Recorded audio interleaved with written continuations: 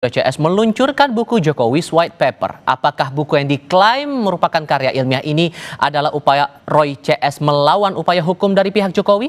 Kami diskusikan bersama dua narasumber kami yang tergabung lewat sambungan dalam jaringan. Sudah bergabung terlapor kasus dugaan pencemaran nama baik Jokowi Roy Suryo dan politisi Partai Solidaritas Indonesia PSI Ade Armando. Selamat sore semuanya dengan Tifal di sini. Apa kabar? Baik. Alhamdulillah. Terima kasih. Semua sudah bergabung bersama kami kali ini. Mas Roy, ini kan besok rencananya buat dipanggil dengan status sebagai saksi nih Mas Roy. Sesiap apa menghadapi pemeriksaan esok hari di Mapolda? Ya santai aja, dengan santai aja, dan yang menarik saya besok diundang selaku saksi ya dalam kasus ini. Tapi besoknya lagi Kamis saya hadir juga di Polda Metro Jaya, tapi selaku ahli. Ya, ahli dalam perkara yang lain. Jadi biasa aja kalau diundang ke Polda Metro Jaya itu nggak ada hal apa-apa, dan artinya besok karena sudah sesuai dengan komitmen saya akan datang, ya saya datang aja gitu sesuai dengan undangan jam 10. Insya Allah Mas Tifal saya akan hadir dan semua pemirsa Kompas TV juga bisa menyaksikan. Saya komit ya, karena memang kemarin memang belum bisa hadir karena apa? Saya menyelesaikan acara-acara 17 Agustus termasuk buku. Nah, ini saya pegang ini versi. Oh, itu soft file-nya ya? Ya. Versi ya ini satunya udah ada versi e-book dari buku Jokowi's White Paper yang ada, dan versi hard kopinya juga nanti insya Allah sudah mulai akan tersedia mulai tanggal 27 Agustus ya 2025 yang akan datang. Itu Mas Tifal. Tapi apa, nah karena Anda sudah menyinggung masalah buku Jokowi's White Paper ini, apa sebetulnya membedakan dengan isinya itu? Apakah yang selama ini Anda umbar di publik, apakah sama semua seperti isi di buku atau ada hal yang lain di situ yang jadi pembanding? Oke, jadi buku ini akan diawali dengan penjelasan saya soal kapan pertama kali isu ijazah ini muncul ya, atau isu ini muncul, bukan hanya isu ijazah, tapi sebuah isu yang pada tahun 2013 itu terjadi di salah satu kampus, di kampus Universitas Islam Indonesia, dan waktu itu Pemret sekarang ya, Pemret Kompas TV sekarang ya, yaitu Bu Rosiana Silala itu menjadi moderator dari sebuah acara yang namanya Memimpin dengan Hati, Dirut Memimpin dengan Hati. Nah itu, jadi artinya itu ada Prof.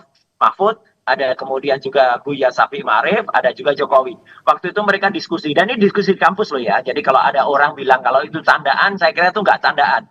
Karena itu kampus dengan serius, Jokowi mengatakan bahwa IPK-nya adalah di bawah 2. Nah setelah itu orang mulai bertanya-tanya, kok bisa ya IP di ke-2 di kampus Universitas Gadjah Mada itu lulus gitu lah. Nah artinya kemudian orang mulai nih banyak kemudian melakukan analisis, termasuk dalam buku ini saya tulis perjalanan panjang seorang Bambang Trimulyono, dan juga ketika yang pertama, kemudian ada juga ketika kasus yang kedua Bambang T dengan Gus Nur ya, itu juga ada, dan kemudian juga dengan ketika pertama kali ijazah itu fotokopinya itu ditampilkan oleh seseorang yang namanya oleh Dekan Fakultas Kehutanan Pak Sigit Sunarta,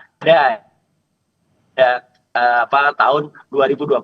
Kemudian ketika Dian Sandi posting itu semua lengkap, dan kalau yang selama ini mungkin orang membacanya terpotong-potong atau terpatah-patah ya Mas Tifal dan juga pemirsa Kompas, itu kita akan lihat dalam buku itu detail banget, rinci banget, sesuai dengan semua bukti-buktinya, bahkan link-linknya pun kami masukkan. Kalau ada link videonya juga kami tuliskan, dan itu panjang, ditulis dengan sangat komprehensif, bahkan dokter menuliskan rumus-rumusnya gitu. Tapi di sisi lain kalau Anda menangkapnya Bung Ade, buku yang diterbitkan oleh Bung Roy Suryo CS ini sebagai bentuk transparansi karena dasarnya ilmiah, atau ada upaya untuk menyudutkan posisi Pak Jokowi?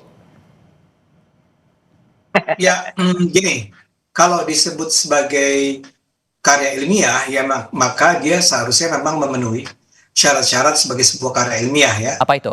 Misalnya kita harus baca, misalnya pertanyaan penelitiannya apa sih? Apa yang berusaha dibuktikan dari sebuah karya ilmiah tersebut? Dan biasanya kalau dalam karya ilmiah untuk tiba pada kesimpulan tertentu, maka si penulis harus bisa menyajikan bukti-bukti yang bisa menunjukkan bahwa ya demikianlah adanya. Misalnya saja, seandainya memang rumusan masalah dari buku ini adalah bahwa Bung Roy Suryo dan kawan-kawan ingin menunjukkan bahwa ijazahnya Pak Jokowi itu palsu, atau bahwa Pak Jokowi itu tidak pernah lulus dari S1 UGM Fakultas Kehutanan tahun 1985. Itu adalah sebuah pertanyaan yang sangat valid, yang lazim, yang boleh dilakukan. Nah, untuk itu kita berharap bahwa di dalam buku tersebut, dari halaman 1 sampai halaman 700, Bung Roy Suryo dan kawan-kawan bisa menunjukkan apa saja yang dijadikan alasan, apa saja yang dijadikan bukti, empirical evidences, bukti-bukti empiris, untuk agar kita tiba pada kesimpulan bahwa karya tersebut adalah sebuah karya atau ijazah Pak Tapi Jokowi, ini malah kebalikannya menurut Anda begitu ya? Bagaimana? Tapi ini malah kebalikannya, menyudutkan Pak Jokowi menurut Anda?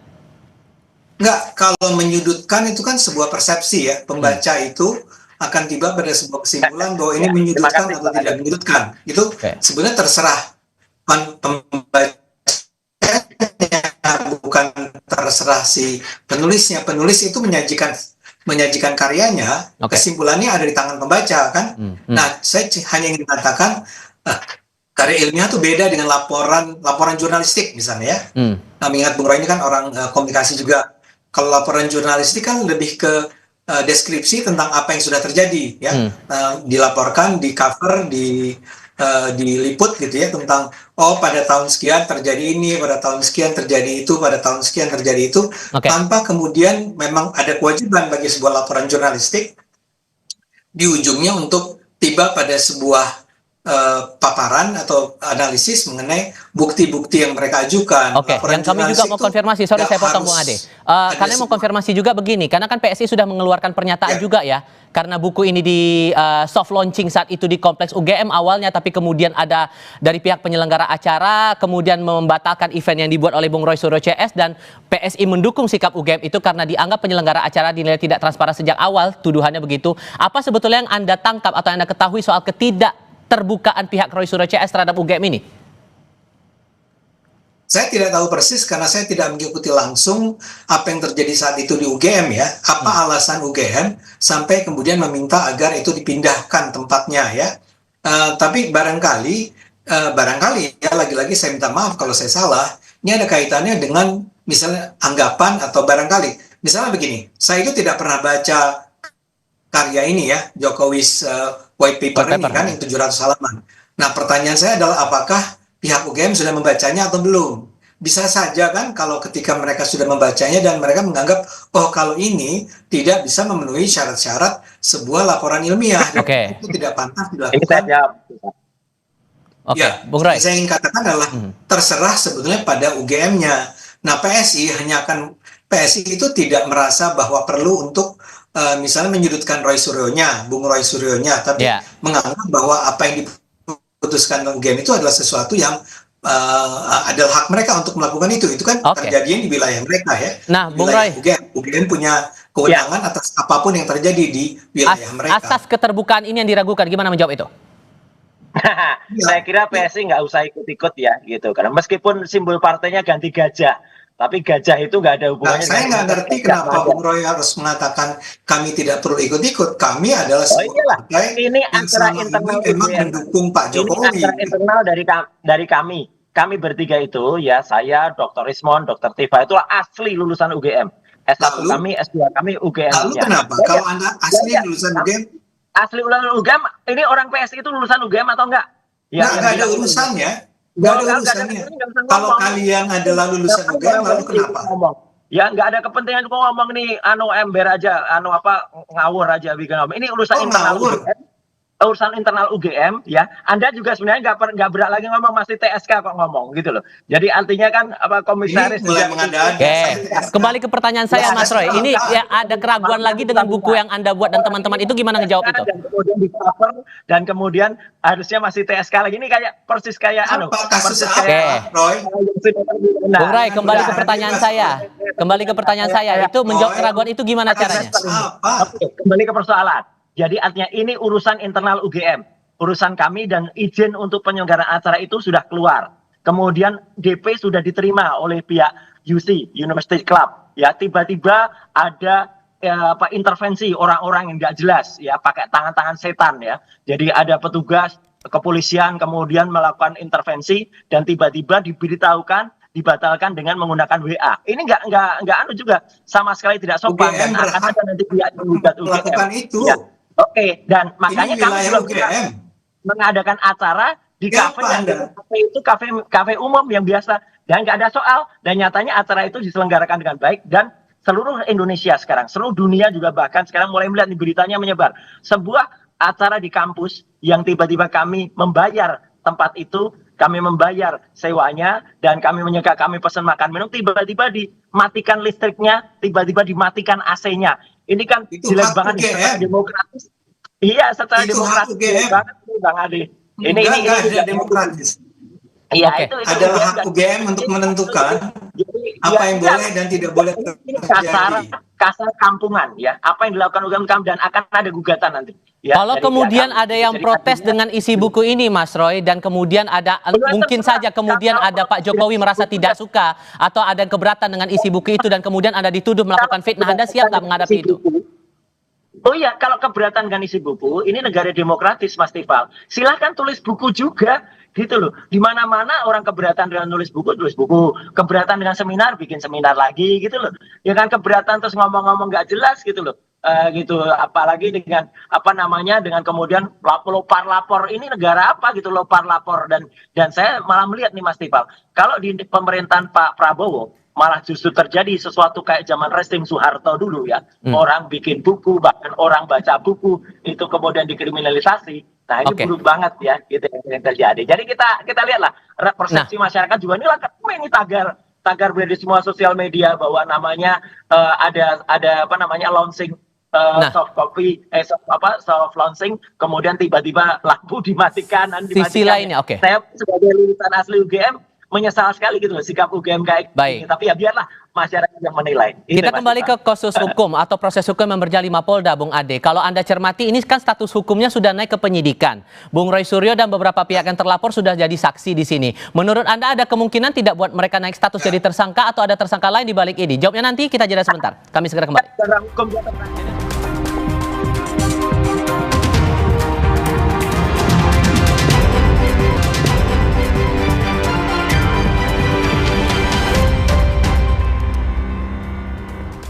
Melanjutkan pertanyaan saya di segmen sebelumnya, Bung Ade, Anda melihat kasus ini kan sudah naik dari penyelidikan ke penyidikan.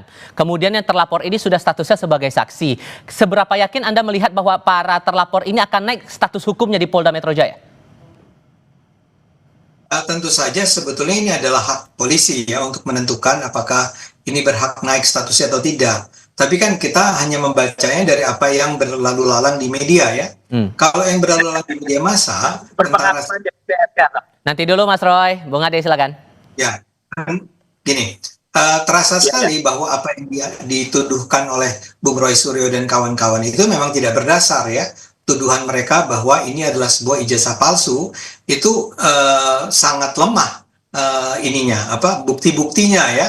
Buat saya yang penting adalah bukti-buktinya. Nah, kalau memang sudah lemah bukti-buktinya dan bahkan ketika Bung Roy diminta untuk tarik aja deh pernyataannya, minta maaf, tapi beliau menganggap bahwa itu tidak akan mereka lakukan karena mereka merasa sangat yakin bahwa ini adalah sebuah ijazah palsu, maka itu adalah hak mereka. Nah, sekarang tinggal polisi kalau mereka memang menemukan bukti-bukti yang menunjukkan bahwa pernyataan yang berisi tuduhan bahwa ini ijazah palsu itu adalah sesuatu yang benar adanya, bahwa memang pernah dinyatakan oleh Bung Roy atau oleh Bung Risman atau Dr. Tifa, maka wajar sekali kalau itu dinaikkan ya menjadi para tersangka di pengadilan ya. Tinggal di pengadilan itulah kemudian dibuktikan bahwa benarkah sebetulnya tidak pernah ada yang namanya ijazahnya Pak Jokowi.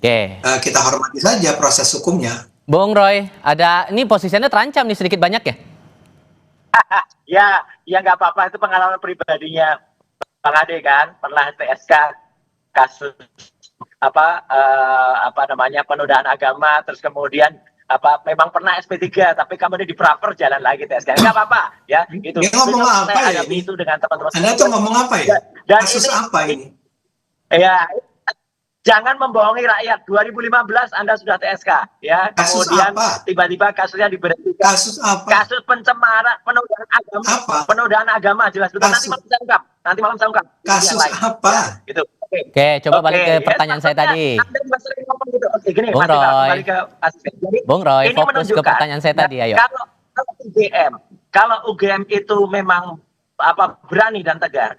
Kemarin itu santai aja gitu. Kalau mereka memang benar bahwa ijazah Jokowi itu benar, ya mereka nggak usah ngeributin ada orang meluncurkan karya ilmiah tentang buku, ya, dan buku itu sangat ilmiah, 700 halaman, dan kemudian kami tulis dengan kaidah-kaidah, ada jurnalistik, ada edukatif, dan juga ada juga kajian Dr. Tifai tentang behavioral neuroscience, ya itu clear banget gitu. Jadi artinya boleh kita lihat ya nanti pada saat perjalanannya itu di penyidikan, kalau penyidik itu jujur, kalau penyidik itu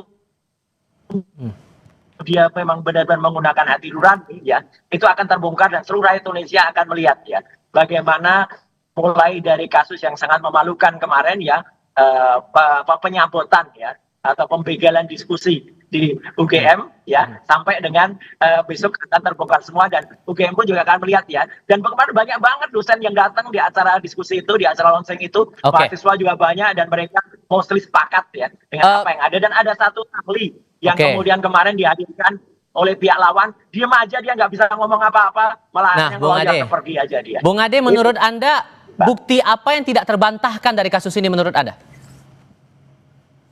Ya, saya nggak tahu, mereka ini sangat ngotot bahwa ijazah itu palsu.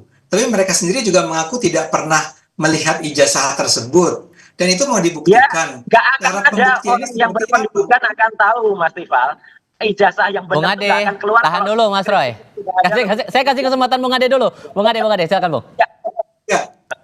Karena begini ya, Anda kan, Bung Roy dan kawan-kawan berulang kali bilang, apa salahnya sih Pak Jokowi itu menunjukkan ijazahnya? Artinya beliau, Bung Roy dan kawan-kawan, tidak melihat ijazahnya.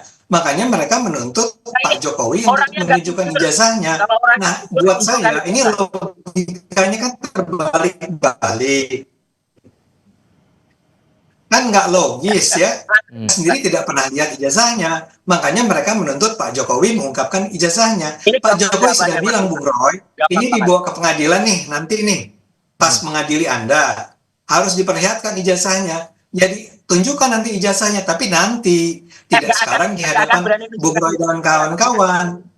Oke, Bung Roy. Iya, gini. Jadi orang yang pernah kuliah, apalagi Bang Ade ini kan pernah dosen. Saya dulu pernah ngajar bareng sama dia, ya gitu.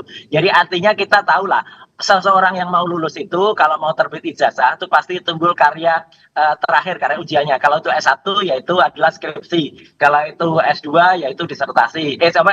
Tesis. Kalau S3, yaitu disertasi. Nah, nggak ada yang namanya skripsinya Jokowi itu lembar pengesahan ujiannya. Nggak ada. Saya udah pegang skripsinya. Skripsi asli. Ijazahnya, ya. Bung Roy. Ijazah. Nggak ada lembar pengujiannya. Loh iya, skripsi yang tidak ada lembar pengujiannya, dan Prof. Sofyan Effendi juga mengatakan, dan banyak dosen lain mengatakan skripsi itu nggak pernah diuji, ya berarti nggak lulus. Orang yang nggak lulus skripsinya, nggak lulus pendidikannya, nggak dapat ijazah lah. Apa yang mengganjal nih, Bung Ade? Bung Ade, silakan. Ya, buat saya tuh, saya ngerti itu semua tentu saja. Apakah dia KKN, apakah dia lulus kuliah, IPK-nya berapa, buat saya itu nggak penting, tapi kan tuduhan dari Bung Roy dan kawan-kawan adalah ijazahnya palsu, ya. Nah sekarang yang harus ditunjukkan oleh Bung Roy dan kawan-kawan adalah bahwa Pak Jokowi tidak pernah punya ijazah, dan ijazahnya kasus pidana itu yang mempunyai kekuatan pembuktian itu jaksa, ya. Jangan salah, kasus pidana itu yang memiliki kasus Anda ini, kenapa Anda capek-capek sampai skripsinya seperti apa, IPK-nya, KKN segala macam? Karena yang terpenting adalah ijazahnya itu asli atau tidak. Itu yang mau dibuktikan. Ijazahnya palsu, udah pasti ijazahnya palsu kalau skripsinya palsu. Anda bisa menunjukkan bahwa ijazah itu palsu dari mana? Mungkin ada ijazah. Oke. Tapi persoalannya gini, sorry, saya potong dulu. Saya salah dulu, ya. Bung Ade, karena begini persoalannya. Dalam pemeriksaan kasus ini juga dipanggil Abraham Samad gara-gara podcastnya membahas soal ijazah Jokowi. Kemudian hari ini ada pemeriksaan juga YouTuber, ada pemeriksaan wartawan. Menurut Anda, ini bentuk keseriusan polisi atau jangan-jangan ini bagian dari pembungkaman orang berpendapat, berekspresi? Karena ada pandangan begitu juga. Oh iya, iya. Bisa aja orang punya pandangan apapun mengenai polisi, ya terserah orang masing-masing, ya. Yang terpenting adalah yang saya ingin tunggu nih ya, misalnya dalam kasus Abraham Samad. Abraham Samad tuh pernah bilang apa sih mengenai Pak Jokowi, sehingga dia sekarang menjadi salah satu pihak yang mungkin menjadi terlapor dalam hal ijazah Pak Jokowi. Ya. Kalau dia sekedar jadi pemandu podcast, Lanjut Bung Ade, silakan. Bung Abraham, misalnya gini, kalau Bung Abraham Samad itu sekedar jadi pemandu podcast, kemudian dia bertanya pada Bung Roy Suryo, dan Bung Roy Suryo yang bilang bahwa itu ijazahnya palsu gitu ya, maka Abraham Samadnya nggak bisa disalahkan dong. Makanya saya pengen tunggu nih dalam pemeriksaan ini apa yang sebetulnya dijadikan alasan bagi polisi untuk memanggil Abraham Samad atau memanggil siapa orang-orang lain tuh ya, ada Egy Sujana dan macam-macam ya. Tapi kalau sampai keluar pernyataan dari siapapun yang mencemarkan nama baik seseorang, misalnya dia itu pembohong, dia itu pembuat ijazah palsu, atau ijazah dia itu ijazah palsu. Padahal ijazah tersebut digunakan oleh Pak Jokowi itu sejak pemilihan wali kota, gubernur, dan presiden. Bayangkan. Jadi kalau itu dituduh bahwa dia sebetulnya menggunakan ijazah palsu, itu kan tuduhan yang sangat serius. Baik. Wajar kalau Pak Jokowi kemudian melaporkan adanya penistaan atau pencemaran nama baik dia. Nah, buat saya yang terpenting nih sekarang kita tinggal nunggu ya. Saya sendiri belum baca kan bukunya Pak Bung Roy. Belum baca.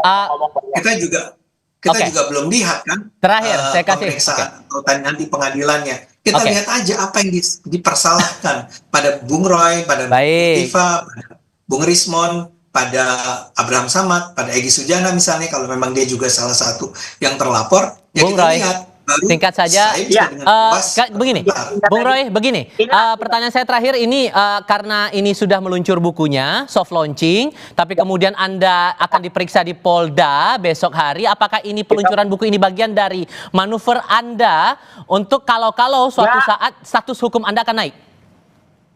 Nggak ada hubungannya, nggak ada mau periksa besok sebagai saksi atau lusa saya sebagai ahli di kasus yang lain ya, di Polda juga ya, nggak ada hubungannya dengan buku ini ya. Buku ini murni ilmiah, kapanpun bisa kita terbitkan, kapanpun bisa kita lakukan ya, nggak ada hubungannya dengan Jokowi gitu loh, dengan pembahasan dengan kasusnya Jokowi. Kalau buku ini memang kita harus membongkar ya segala kepalsuan yang ada pada orang yang pernah tiba-tiba menggunakan ijazah yang tidak jelas nggak ada skripsinya itu palsu.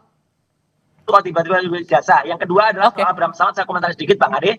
Pemeriksaan Abraham Samad itu juga salah ya. Abraham Samad itu diperiksa untuk peristiwa di Lokus dan Tempus itu tanggal 22 Januari. Baik. Itu Abraham Samad belum ngapa-ngapa tanggal 22. Jadi Polda ini juga nggak profesional. Besok akan saya jawab semua itu pada saat pemeriksaan. Bung itu, Roy, Bung Ade, terima kasih banyak sudah berdiskusi bersama kami kali ini. Sehat selalu semuanya. Selamat sore. Terima kasih. Berita lain hadir sebentar lagi, demo